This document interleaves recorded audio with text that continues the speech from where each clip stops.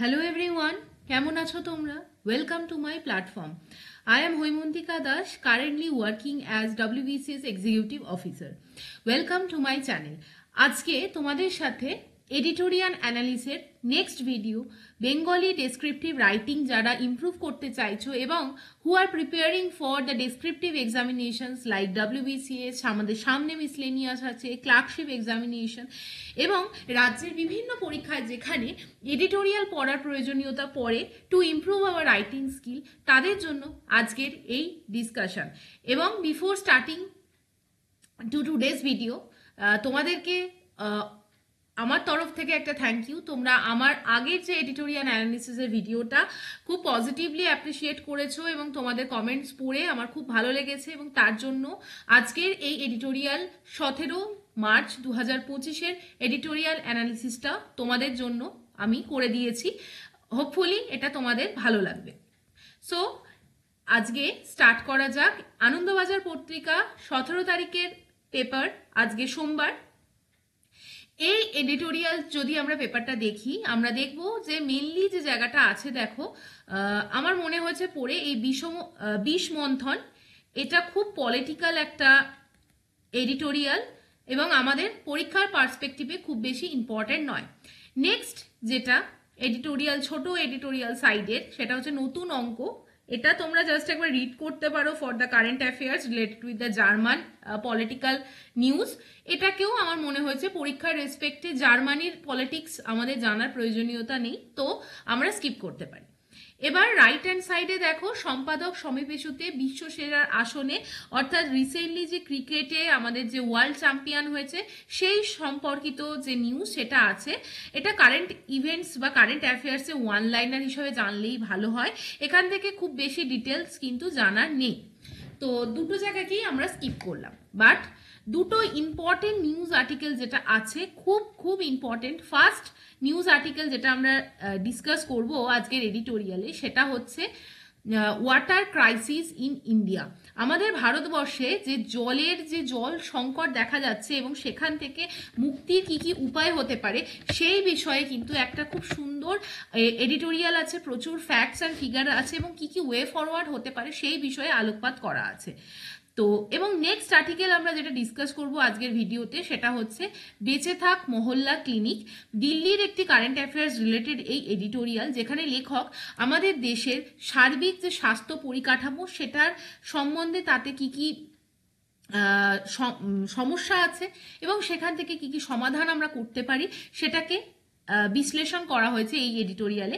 আজকের এডিটোরিয়াল অ্যানালিসিসে আমরা এই দুটো অ্যানালিসিস করব, বেঁচে থাক মহল্লা ক্লিনিক এবং এই প্রথম যে আর্টিকেল, অর্থাৎ নির্জলা ভবিষ্যতের দিকে। তো প্রথম এই যে আর্টিকেলটা দিয়ে আমরা শুরু করব।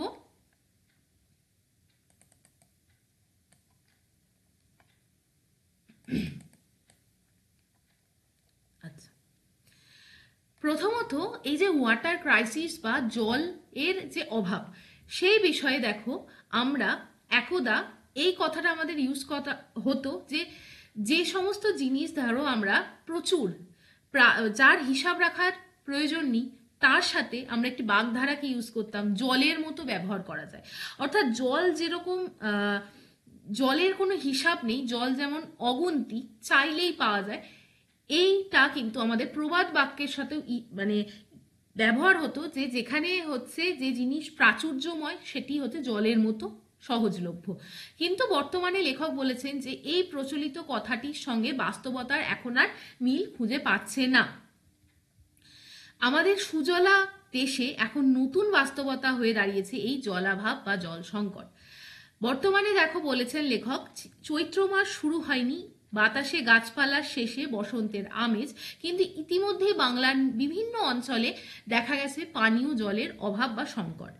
এই সংকট যে আসন্ন সেটা কিভাবে বোঝা যাচ্ছে, সেটা দেখা যাচ্ছে যে সমস্ত পুরো এলাকা অর্থাৎ মিউনিসিপ্যাল এরিয়া, সেখানে বিভিন্ন জায়গায় দেখা যাচ্ছে জল আসছে না, সেই ধরনের নোটিশ। টিউবওয়েল, রাস্তার কলে কিন্তু জল পাওয়া যাচ্ছে না। তাহলে এটা বোঝাচ্ছে যে সত্যি জল ক্রাইসিস আছে বা জল সংকট বর্তমান। দেখো আমরা একটা জায়গায় অনেক সময় দেখতাম যে রাস্তার ধারে জলের কলের মুখ খোলা, সেখান থেকে অনবরত জল পড়ে যাচ্ছে। তো সেই সংকট, সেই যে অবস্থা, তখন জলসংকট কিন্তু সেই অবস্থায় চরম রূপ ধারণ করেনি যেটা আজকের বর্তমানের অবস্থা। ভূগর্ভস্থ জল অর্থাৎ মাটির তলার জল যেটা জমা থাকে, সেই ভাণ্ডারটি নিয়মিত প্রাকৃতিকভাবে ভরা হতে থাকে। অর্থাৎ আমাদের যদি একটা জল ভাণ্ডার থাকে মাটির নিচে, সেটাকে কিন্তু নির্দিষ্ট সময় অন্তর অন্তর সেই জলস্তরটাকে পূরণ করতে হয় যাতে জলসাম্য বজায় থাকে। কিন্তু সেই জল, অর্থাৎ আমরা এই যে জল তুলে ব্যবহার করছি এবং এই যে জলস্তরটা আবার পূর্ণ হচ্ছে, এর মধ্যে সামঞ্জস্য থাকলে তবেই কিন্তু জল সংকট বাস্তব রূপে আসবে না, কিন্তু সেটা ঘটছে না। মাটির উপরিভাগের মতো মাটির নিচের অংশে জল কিন্তু আসে আকাশ থেকে, অর্থাৎ বৃষ্টি যখন হয় সেই বৃষ্টির জলটাই মাটিতে চুইয়ে চুইয়ে ঢুকে সেই জলস্তরটাকে পূর্ণ করে। বর্ষার যে জল ভূপৃষ্ঠের উপরে পুকুর, হ্রদ, দিঘি, জলাজমি, নদীকে ভরিয়ে দেয়, সেই জলই নিয়মিত মাটির ভেতরে প্রবেশ করে নানা পথ দিয়ে। এই প্রসেসকেই বলা হয় কিন্তু রিচার্জিং, অর্থাৎ সেই জল যেটা পুকুর, নদী, খাল, বিলকে ভরাচ্ছে, সেই জলই কিন্তু মাটিতে থেকে থেকে মাটির নিচের অংশে জলের স্তরের পরিমাণ বাড়াচ্ছে, যেটাকে ইংরাজিতে বলা হয় রিচার্জিং। এবং এটাই কি করে, এটাই কিন্তু মাটিকে সরস, অর্থাৎ মাটিকেও জলের চাহিদা পূরণ করায়। নদ নদীগুলোকে বর্ষার বাইরে শীত এবং গ্রীষ্মে জলপূর্ণ রাখতে সাহায্য করে এবং মাটির স্বাভাবিক আর্দ্রতাকে বজায় রাখে। এরপরে লেখক দেখো বলেছেন যে যে সমস্ত জায়গায় নদী আছে বা জলস্তর আছে, সেই সমস্ত জায়গা যেরকম বনের ভিতরের মাটি দেখবে সারা বছর স্যাঁতস্যাঁতে থাকে, বা নদী তীরবর্তী অঞ্চল সারা বছর স্যাঁতস্যাঁতে থাকে। এমনকি অপেক্ষাকৃত বড় নদীর জলের প্রবাহ শীত বর্ষায় দৃশ্যত খুব বেশি তফাৎ হয় না। এরপর লেখক যে জায়গাটায় বলতে চেয়েছেন যে বর্তমানে কিন্তু এই যে জলস্তর যে মেনটেনেন্স, সেইটা ঠিক মতো হচ্ছে না। অর্থাৎ দেখা যাচ্ছে যে এমন মাত্র 50 বছরের মধ্যে ভূগর্ভের জলস্তর উল্লেখযোগ্যভাবে নেমে গেছে। অর্থাৎ জলস্তর কিন্তু ঠিকঠাকভাবে রিচার্জ হচ্ছে না, এবং গত 50 বছরে দেখা গেছে ভূগর্ভের জলস্তর কিন্তু অস্বাভাবিকভাবে নেমে গেছে। এর পরের অংশে লেখক দেখো বলেছেন যে এই যে ভূগর্ভস্থ জলস্তর আস্তে আস্তে কমছে, এটার সম্বন্ধে কিন্তু শুধুমাত্র যে শিক্ষিত নাগরিকদের মধ্যেও দেখা যাচ্ছে যে এর সম্বন্ধে বিশেষ কোনো অ্যাওয়ারনেস বা সতর্কতা বা সাবধানতা নেই, এই বোধটাই তাদের মধ্যে তৈরি হচ্ছে না।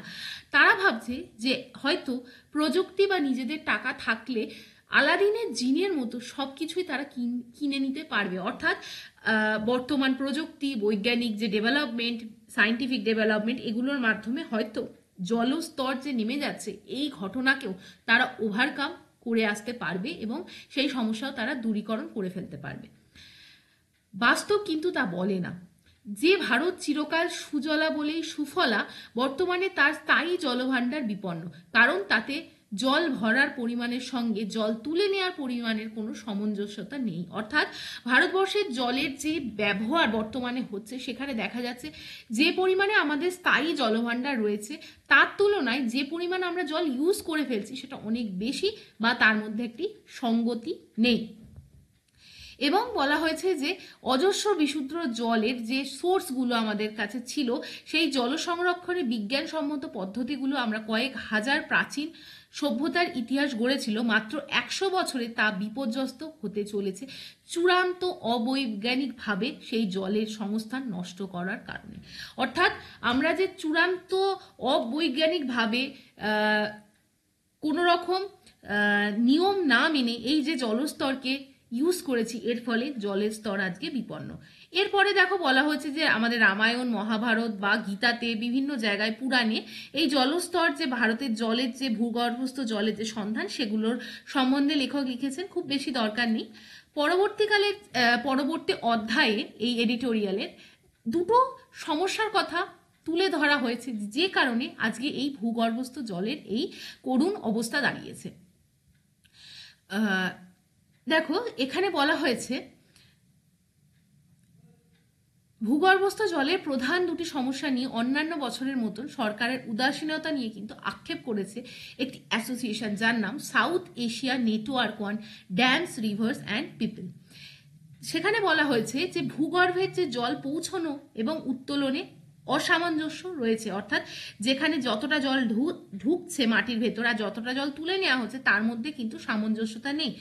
অন্যদিকে যে ভূগর্ভস্থ জল আছে সেটাও কিন্তু দূষণের কারণে তার ব্যবহার আমরা করে উঠতে পারছি না, অর্থাৎ একদিকে আমাদের অসামঞ্জস্য ব্যবহার, অন্যদিকে হচ্ছে আমরা দূষণ ঘটিয়ে চলেছি যেটুকুনি সংরক্ষণ আমাদের জলের আছে।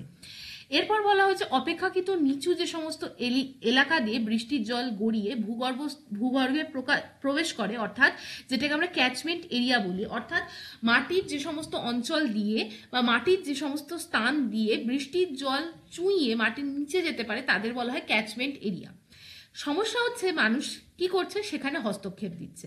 মানুষের হস্তক্ষেপে সেই ক্যাচমেন্ট এরিয়াগুলো অস্বাভাবিকভাবে হ্রাস পাচ্ছে, অর্থাৎ কি হচ্ছে, জমি বাড়ি দখল করে কংক্রিট করে দেওয়া হচ্ছে। তাহলে কংক্রিটের মধ্য দিয়ে কিভাবে জল মাটির নিচে নামবে, যেতে পারবে না, এই সমস্যাটাও দাঁড়াচ্ছে। দেখো এরপরে বলা হচ্ছে ভূগর্ভস্থ জলের ক্যাচমেন্ট এলাকাগুলোর মধ্যে 85% জায়গায় সংরক্ষিত বনাঞ্চল ইত্যাদি ক্রমশ সংকুচিত হচ্ছে। যেসব জায়গা অন্যভাবে ব্যবহৃত হওয়ার দরুন যথেষ্ট জল ভূগর্ভে প্রবেশ করতে পারছে না, অর্থাৎ দেখা যাচ্ছে প্রায় 85% যে জমি যেটা ক্যাচমেন্ট এরিয়া হিসেবে ধরা হচ্ছিল সেগুলো কিন্তু বর্তমানে সংকুচিত হয়ে যাচ্ছে, বনাঞ্চল কেটে ফেলা হচ্ছে, সংরক্ষিত যে বনাঞ্চল সেগুলো ধ্বংস হয়ে যাচ্ছে, ফলে ভূগর্ভস্থ জলের যে রিপ্লেনিশমেন্ট বা সেটাকে যে আবার পূরণ হবে সেই জায়গাটা কমে আসছে। বলা হচ্ছে দেখো জলাভূমি অরণ্য বৃষ্টির জলকে মাটির তলায় চলে যেতে দেয়, ফলে মাটি কিন্তু আর্দ্রতাটা পায়। কিন্তু বর্তমানে সরকারের নিয়ম সত্ত্বেও অতিরিক্ত কংক্রিট ব্যবহার করা হচ্ছে ব্যাপক অরণ্য এবং জলাভূমি ধ্বংসের ফলে বৃষ্টির জল মাটির নিচে যাওয়ার হার আশঙ্কাজনকভাবে কমে আসছে, অর্থাৎ এইটা একটা মূলত অন্যতম জল যে অভাব দেখা যাচ্ছে তার কারণ। অন্যদিকে বলা হচ্ছে মাটির উপরে জল সংরক্ষিত থাকার জায়গা দ্রুত হ্রাস পাওয়ায় সাধারণভাবে ঝরে পড়া প্রচুর বৃষ্টির জল কিন্তু আমরা ধরে রাখতে পারছি না, অর্থাৎ আমরা এটাকে ইংরেজিতে বলি রেন ওয়াটার হারভেস্টিং, সেটা আমরা করতে পারছি না, কারণ পুকুর, খোলা জমি, খাল, বিল এগুলো আমরা বুঝিয়ে ফেলছি। তার ফলে কি হচ্ছে, জল ওপরেও ভূগর্ভের ওপরেও কিন্তু জল আমাদের থাকছে না। এরপর একটা পরিসংখ্যানে বলে দেখা যাচ্ছে গবেষণায় যে ভূগর্ভস্থ জলে সেচ শতকরা ভাগ 55 অর্থাৎ সেচের মানে ভূগর্ভস্থ জলের সেচ মাটির নিচ থেকে যে জল ইউজ করা হবে সেটাকে সেচের মাধ্যমে যদি ইউজ করা হয় সেটা 55, যখন কিনা মাটির উপরের জল দিয়ে সেচের পরিমাণ 30 মাত্র। অর্থাৎ দেখা যাচ্ছে একটা মাটির উপরের যে জলের ভান্ডারগুলো আছে সেখান থেকে যে সেচ বা পাইপ লাইন করে জল ইউজ করা হচ্ছে তার পরিমাণ 30%, আর মাটির নিচের জল তুলে নেওয়া হচ্ছে বিভিন্ন কারণের জন্য সেই অনুপাত হচ্ছে বা সেই শতকরা পরিমাণ হচ্ছে 55।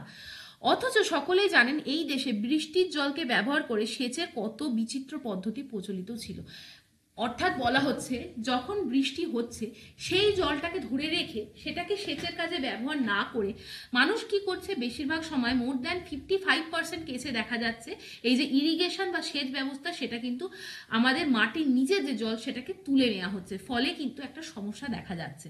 সবুজ বিপ্লব যখন ঘটেছিল, এটা তোমরা জিওগ্রাফিতে ভালো করে জানবে সবুজ বিপ্লব কি।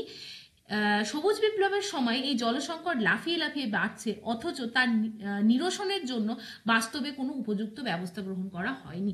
সবুজ বিপ্লবের সময়ও কিন্তু এই যে কৃষিকাজে ব্যাপক জলের ব্যবহার এবং অনিয়ন্ত্রিত যে জলের ব্যবহার হয়েছিল সেটাও কিন্তু এই জলসংকটকে বাড়িয়ে দিয়েছে। এরপরে দেখো লাস্টে একটা জায়গা বলা হয়েছে পাম্প সেচের পরিমাণ বর্তমানে দেখা গেছে কয়েক দশকে অনেকটা বেড়ে গেছে, প্রায় 11 মিলিয়ন হেক্টর থেকে বর্তমানে 2018-19 সেটা বেড়ে দাঁড়িয়েছে প্রায় 45 মিলিয়ন হেক্টর এরকম সেচ জমির পরিমাণ। আবারও দেখা যাচ্ছে আরেকটি সমীক্ষায় দেখা যাচ্ছে যে উত্তর পশ্চিম ভারত বাদে নর্থ ওয়েস্টার্ন যে ইন্ডিয়া সেখানে মাত্র 20 বছরের ব্যবধানে অর্থাৎ 2002 থেকে 2022 মধ্যে হারিয়েছে 472 ঘন কিমি ভূগর্ভস্থ জল। এটা একটি বলা হয়েছে, এখানে লেখক বলেছেন এটি একটি দুঃস্বপ্ন নয়, এটি একটি বাস্তব ঘটনা। অর্থাৎ ভূগর্ভস্থ জল একদিকে কমছে, সেচ জমির তে পাম্প দিয়ে জল সরবরাহের পরিমাণ বাড়ছে। অর্থাৎ দুটো ডাইভার্জেন্ট একটা ওপিনিয়ন কিন্তু তিনি উপস্থাপন করেছেন। এরপরে জাস্ট শেষের দিকে বলা হয়েছে তৃষ্ণার জল। ভারতে ঠান্ডা ঠান্ডা কুলকুল বিজ্ঞাপিত পানীয়ের চেয়ে বড় বাজার এখন পানীয় জলের। অর্থাৎ বলা হয়েছে যে পানীয় জল বিভিন্ন কোম্পানি চাইছে যে বিশুদ্ধ পানীয় জল তা মানুষকে সাপ্লাই করার। অবৈধ নানা স্থানীয় কোম্পানি গড়ে উঠছে, সে জলে দূষণের প্রশ্নও কিন্তু দিনে দিনে স্পষ্ট। অর্থাৎ যে জলকে পিউরিফাইড জল হিসেবে মানুষের কাছে পৌঁছে দেওয়া হচ্ছে সেটা আদৌ কতটা পিউরিফাইড সেই নিয়েও কিন্তু প্রশ্ন আছে। এই বলে তিনি কিন্তু তার লেখা শেষ করেছেন এবং এখান থেকে আমরা বিভিন্ন পয়েন্ট পেলাম, বিভিন্ন আঙ্গিক পেলাম জল সংকট সম্বন্ধে। চলে আসি নেক্সট আমাদের আর্টিকেল, যেটা হচ্ছে বেঁচে থাক মহল্লা ক্লিনিক। এই আর্টিকেলটা পড়ার আগে একটা ছোট্ট ইন্ট্রোডাকশন লেখক দিয়েছেন, যেখানে বলা হয়েছে যে দিল্লি গভর্নমেন্টে নতুন সরকার এসছে, দিল্লিতে নতুন রাজ্য সরকার এসছে। তারা একটা রিসেন্ট অ্যানাউন্সমেন্ট করেছে, যেটা হচ্ছে রাস্তার ধারে বিভিন্ন মহল্লা ক্লিনিক চালু ছিল। মহল্লা ক্লিনিক কি সেটা আমরা এই এডিটোরিয়ালে আজকে বুঝবো। সেই মহল্লা ক্লিনিকগুলোকে বন্ধ করে দেওয়া হচ্ছে। সেখান থেকে দাঁড়িয়ে লেখক প্রশ্ন তুলেছেন যে এই মহল্লা ক্লিনিক স্বাস্থ্য পরিষেবা যেটা দিচ্ছিল সেটা এখন কিভাবে সংরক্ষিত হবে, বা আমরা স্বাস্থ্য পরিষেবা নিয়ে কি ভেবেছি। দিল্লির সম্বন্ধে এই এডিটোরিয়াল, যেখানে বলা হয়েছে যে দিল্লি গভর্নমেন্ট এখন যে নতুন রাজ্য সরকার দিল্লিতে আছে তারা জানিয়েছে যে এই ধরনের কিছু যে মহল্লা ক্লিনিক পূর্ববর্তী সরকার চালু করেছিল সেগুলো চালু হয়েছিল বিভিন্ন ভাড়া বাড়িতে। সেখানে কিন্তু উপযুক্ত পরিকাঠামো বা সেটা ঝুপড়ির মতো একটি বাড়িতে চালু হয়েছিল এবং যেগুলো স্বাস্থ্য পরিষেবা দেওয়ার জন্য উপযুক্ত নয়। এই উক্তির মাধ্যমে বা এই কারণে তারা বলেছে যে যে কোনো চিকিৎসা পরিষেবা স্বাস্থ্যকর হওয়া উচিত, তাই নতুন করে পরিকাঠামো গড়ে তোলা হবে এবং এই মহল্লা ক্লিনিকগুলোকে বন্ধ করে দেওয়া হবে। এরপর বলা হয়েছে পুরনো ক্লিনিকের জায়গায় নতুন ক্লিনিক চালু করা হবে কিনা সেটা এখনই ডিসিশন নেওয়া হয়নি, কিন্তু এই যে পুরনো যে মহল্লা ক্লিনিক সেগুলোকে বন্ধ করে দেওয়া হবে। এরপর লেখক প্রশ্ন তুলেছেন যে আমাদের দেশে যে স্বাস্থ্য পরিকাঠামোর যে ব্যবস্থা, এবং আমরা যদি দিল্লিকে রাজধানী হিসেবে দেখি তাহলে গোটা দেশে প্রতি 10,000 মানুষে একটা হাসপাতালে যতগুলো বেড বা শয্যা আছে দিল্লিতে তার থেকেও বেশি কিন্তু শয্যা আছে। অর্থাৎ একটা গড়ে সারা ভারতবর্ষে প্রতি 10,000 মানুষে যতগুলো শয্যা থাকা প্রয়োজন দিল্লিতে তার কিন্তু 3 গুণ বেশি শয্যা আছে। কিন্তু তার সত্ত্বেও কোভিডের সময় দেখা গিয়েছিল যে সেটার কিন্তু হাহাকার পড়ে গিয়েছিল, মানুষ কিন্তু হসপিটালে বেড পাচ্ছিল না। দিল্লিতে যতই বড় বড় হসপিটাল থাকুক, দিল্লি প্রাথমিক স্বাস্থ্য পরিষেবা অর্থাৎ যেটাকে বলা হয় প্রাইমারি হেলথ যে সার্ভিস, সেই যে প্রাইমারি হেলথ সার্ভিস সেটা কিন্তু এখনো নড়বড়ে। প্রাথমিক স্বাস্থ্যকেন্দ্রের প্রয়োজনে তুলনায় কিন্তু এখনো কম। অর্থাৎ প্রাইমারি হেলথ সেন্টার যেগুলো প্রাথমিক যে স্বাস্থ্য পরিষেবা সেটা কিন্তু দিল্লিতে এখনো সুনিশ্চিত হয়নি। ফলে ছোটখাটো অসুখের জন্য দিল্লির মানুষকে আজও ছুটতে হয় বড় বড় হাসপাতালের বহির্বিভাগে, অর্থাৎ যেখানে বলা হয় যেগুলোকে বলা হয় আউটডোর ট্রিটমেন্টের জন্য যেতে হয়, এবং কিংবা হাতুড়ে ডাক্তার কোয়াক ডাক্তারের কাছে ছুটতে হয়, যাদের চিকিৎসার মান নিয়ে কিন্তু প্রশ্ন ওঠে। সেই জায়গায় দাঁড়িয়ে লেখক বলেছে যে প্রাথমিক স্বাস্থ্য পরিষেবা কিন্তু দেশের স্বাস্থ্য ব্যবস্থার মেরুদণ্ড। এই লেখাগুলো তোমরা লিখতে পারো, এই মেরুদণ্ড ওয়ার্ডটা খুব সুন্দর বাংলায় একটা লেখনী জায়গায়। তো বলা হচ্ছে দেখো প্রাথমিক স্বাস্থ্য পরিষেবা কিন্তু দেশের স্বাস্থ্য ব্যবস্থার একটা মূল ভিত্তি বা মেরুদণ্ড। এবার দেখো চিকিৎসার প্রয়োজনে 90% মানুষ কিন্তু প্রাথমিক স্তরেই কিন্তু তার চিকিৎসা পেয়ে যেতে পারে, বা চিকিৎসাকে প্রাথমিক স্তরে চিকিৎসা দিয়ে কিন্তু সেই রোগটাকে সমাধান করা যায়। ফলে কি হয়, মানুষকে তখন বড় হাসপাতালে যেতে হয় না। ফলে বড় হাসপাতালের ওপর একদিকে যেমন চাপ কমে, অন্যদিকে একটা সাধারণ মানুষের চিকিৎসার জন্য খরচ এবং সময় দুটোই কমে। এখানে কিন্তু প্রাথমিক স্বাস্থ্য পরিষেবার একটা গুরুত্ব অবশ্যই থেকে যায়। একটা পরিসংখ্যানে বলা হয়েছে যে আমাদের দেশে চিকিৎসা বাবদ মানুষের যতটা খরচ হয় তার 70% কিন্তু খরচ হয়ে যায় প্রাথমিক চিকিৎসার জন্য। প্রাথমিক পরিষেবা ঘরের কাছে না হলে চিকিৎসার জন্য দেরি হয়, রোগ আরও বেড়ে যায় এবং সেক্ষেত্রে আরও খরচ বাড়ে। অর্থাৎ প্রাথমিক চিকিৎসা ব্যবস্থাকে গড়ে তোলার বা সেটাকে আরও সুদৃঢ় করার প্রয়োজনীয়তা এখানেই আছে। উন্নয়নশীল দেশে স্বাস্থ্যের খরচ সাধ্যের মধ্যে রাখতে গেলে প্রাথমিক স্বাস্থ্য পরিষেবার উপর কিন্তু জোর অবশ্যই দিতে হবে। এরপরে দেখো, দিল্লিতে যখন 2015 সালে আম আদমি পার্টির সরকার ছিল তখন চালু হয়েছিল এই মহল্লা ক্লিনিক। সরকারের কি উদ্দেশ্য ছিল? সরকার তখন বলেছিলেন যে শহরাঞ্চলে জমি পাওয়া কঠিন, তাই অস্থায়ী পরিকাঠামোর মাধ্যমে একজন ডাক্তারবাবু বা একজন সহকারী ডাক্তারকে দিয়ে এই মহল্লা ক্লিনিক চালু করা হবে। এবং দেখা গিয়েছিল 2015 থেকে মাত্র 2 বছরের মধ্যেই প্রায় 500রও বেশি এই রকম মহল্লা ক্লিনিক দিল্লিতে বিভিন্ন জায়গায় ছড়িয়ে পড়েছিল। এবং দেখা গিয়েছিল উপভোক্তারাও অধিকাংশ সময় পরিষেবা পেয়েছিল, তারা সন্তুষ্টও ছিল এবং সাশ্রয়ের দিক থেকেও এটা কিন্তু খুব কম খরচে এই চিকিৎসা কিন্তু প্রোভাইড করা হচ্ছিল সরকারি তরফ থেকে এবং বেশ আশার আলোয় দেখা গিয়েছিল। কিন্তু সময়ের সাথে সাথে সব কিছুরই কিছু সুবিধা এবং অসুবিধা সামনে আসে এবং এই মহল্লা ক্লিনিকেরও কিছু অসুবিধা এবং সীমাবদ্ধতা সামনে এসেছিল। দেখা গেছিল যে দিল্লির সব বাসিন্দাকে প্রাথমিক চিকিৎসার সুযোগ দিতে হলে যতগুলো ক্লিনিক খোলার দরকার তার 5 ভাগের 1 ভাগও কিন্তু মহল্লা ক্লিনিক খোলা তখনও হয়নি। এছাড়া ডাক্তারের অভাব ছিল, ওষুধের অভাব ছিল এবং ছিল রাজ্য সরকারের বিভিন্ন জায়গায় ঢিলেমি এবং নানা কারণে মহল্লা ক্লিনিকগুলো কিন্তু ক্রমশ তার জৌলুস হারাতে থাকে এবং সরকারি সেই যে সাহায্য সেটাও কিন্তু কমে আসতে থাকে। ফলে আরও একটা সমস্যা দেখা গেছিল। এটা ধরো মহল্লা ক্লিনিক আর এটা হলো বড় বড় হসপিটাল। দেখা যাচ্ছিল এই যে বাকি যে স্বাস্থ্য ব্যবস্থা তার সাথে মহল্লা ক্লিনিকগুলোর কোনো সম্পর্ক বা যোগসূত্র স্থাপন করা হয়নি, যেটাকে বলা হচ্ছে রেফারেল ব্যবস্থা। অর্থাৎ ধরো মহল্লা ক্লিনিকে একটা রোগ এলো বা রুগী এলো, সেটার যদি মনে হয় প্রয়োজনীয়তা হয় তাকে রেফার করতে হবে বড় হাসপাতালে, তাহলে সেই ব্যবস্থা কিন্তু করা হয়নি। অর্থাৎ মহল্লা ক্লিনিক থেকে রেফারেন্স দিয়ে একটা রুগীকে বড় হাসপাতালে পাঠানো বা বড় হাসপাতালের কোনো দায়িত্ব মহল্লা ক্লিনিককে দেয়া, এই ধরনের কোনো ব্যবস্থা কিন্তু করা হয়নি। অর্থাৎ এই যে নিবিড় যোগাযোগ সেই সম্বন্ধটা কিন্তু তৈরি করা হয়নি। যেরকম দেখা যাচ্ছে ধরো জরুরি ভিত্তিতে প্রসবের জন্য অস্ত্রোপচার করতে হচ্ছে, একটি মহিলা গর্ভাবস্থায় যদি মহল্লা ক্লিনিকে যায় বা দেখা যাচ্ছে তার অস্ত্রোপচার বা তাকে অপারেশন করতে হবে, সেই সময় চটজলদি তাকে বড় হাসপাতালে পাঠানোর প্রয়োজন আছে, কিন্তু সেই রেফারেন্স কিন্তু মহল্লা ক্লিনিক দিতে পারতো না। এরপর কি বলা হয়েছে, বড় হাসপাতাল বা উপরের স্তরের হাসপাতালগুলোর সংযোগের অভাবের ফলে বিশেষ পরিষেবার প্রয়োজন হলে মহল্লা ক্লিনিকের থেকে কোনো নির্দিষ্ট হাসপাতাল বা ডাক্তারের কাছে রুগী পাঠানোর ব্যবস্থা করা যেত না। এরপর তবু 200টি মহল্লা ক্লিনিক যদি পাকাভাবে বন্ধ করে দেয়া হয় তা দুর্ভাগ্যজনক। অর্থাৎ হঠাৎ করে একটি নোটিশ দিয়ে 200টারও বেশি যেটা সক্রিয় মহল্লা ক্লিনিক যদি বন্ধ করে দেয়া হয়, সেটা কিন্তু তার লং টার্ম ইম্প্যাক্ট খুব বেশি ভালো হবে না বলে লেখকের মতামত। বলা হচ্ছে সীমিত রসদ নিয়ে শুরু করে তার নানা দুর্বলতা সত্ত্বেও মহল্লা ক্লিনিক দিল্লি শহরের প্রাথমিক স্বাস্থ্য পরিষেবায় কিন্তু অভূতপূর্ণ প্রয়াস রেখেছিল।